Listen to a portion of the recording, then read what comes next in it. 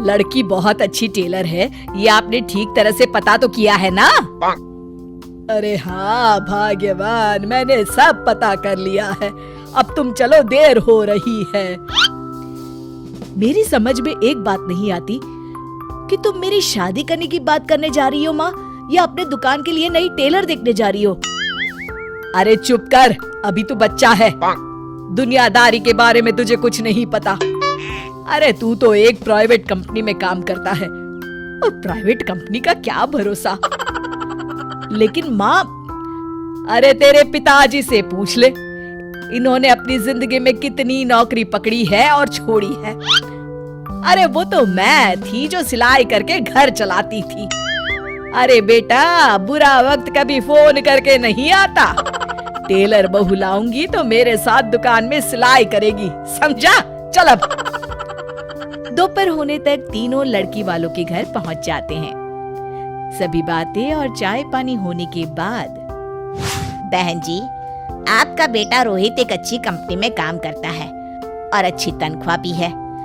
बस हमें और कुछ नहीं चाहिए। हमें आपका बेटा बहुत पसंद है। हमें भी आपकी बेटी मीना पसंद है जी। मुझे लगता है हमें बच्चों को भी आपस में बात करने का मौका देना चाहिए। हाँ हाँ, आपने बिल्कुल सही कहा भाई साहब। जाओ बच्चों, बाहर जाके बात कर लो। अरे आप रुकिए जी। अच्छा ये बताओ बेटी, तुमने सिलाई कहाँ से सीखी है? जी, दीनानाथ इंस्टीट्यूट से। अरे बहन जी, मेरी बेटी इस मोहल्ले में सबसे अच्छी ब्लाउज सिलती है और एक से बढ़कर एक डिजाइन भी बना लेती है।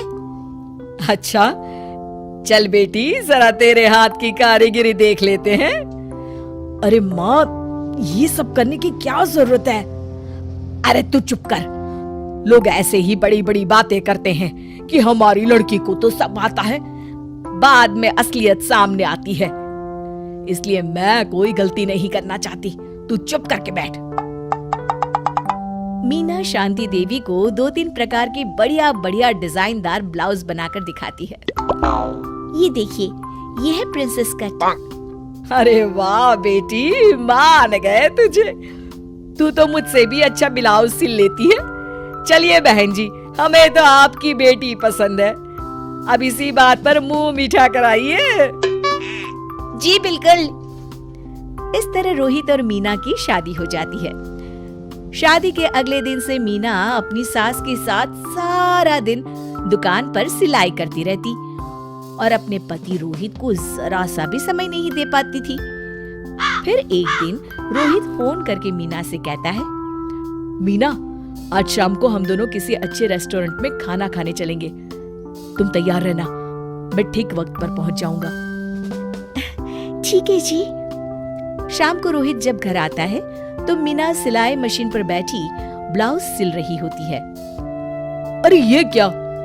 मैंने तुमसे कहा तो था कि शाम को हमें रेस्टोरेंट में खाना खाने के लिए जाना है, और तुम हो कि सिलाई कर रही हो। हद हो गई। मुझे माफ कर दीजिए जी, क्या करूं, ये ब्लाउज मुझे कल अर्जेंट सिल कर देनी है। सारा दिन तो तुम माँ के साथ दुकान पर सिलाई करती हो। अरे कम से कम शाम का वक्त तो मेरे लिए रखा करो। तभी वहाँ शांति देवी आ जाती है। अरे क्यों बहू को परेशान कर रहा है?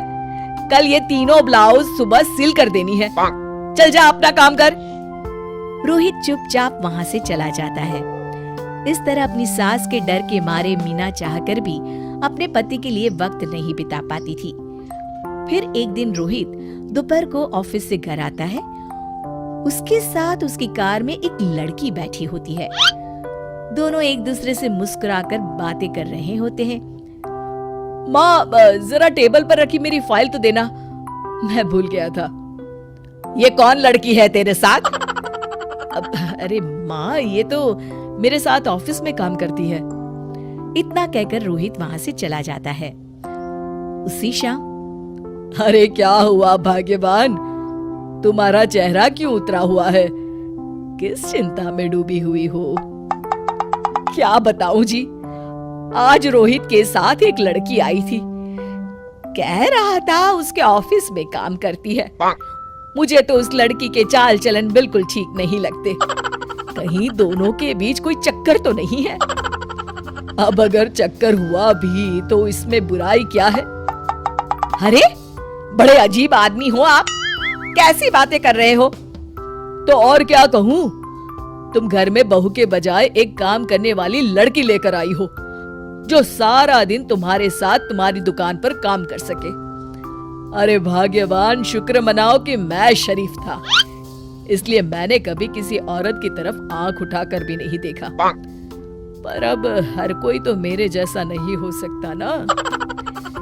इतना कहकर गिरधारी वहां से चले जाते हैं। शांति देवी समझ जाती है कि गिरधारी क्या कहना चाहते हैं। उसे अपनी गलती का एहसास हो जाता है और वो सोचती है जितनी जल्दी हो सकेगी वो अपनी गलती सुधार लेगी।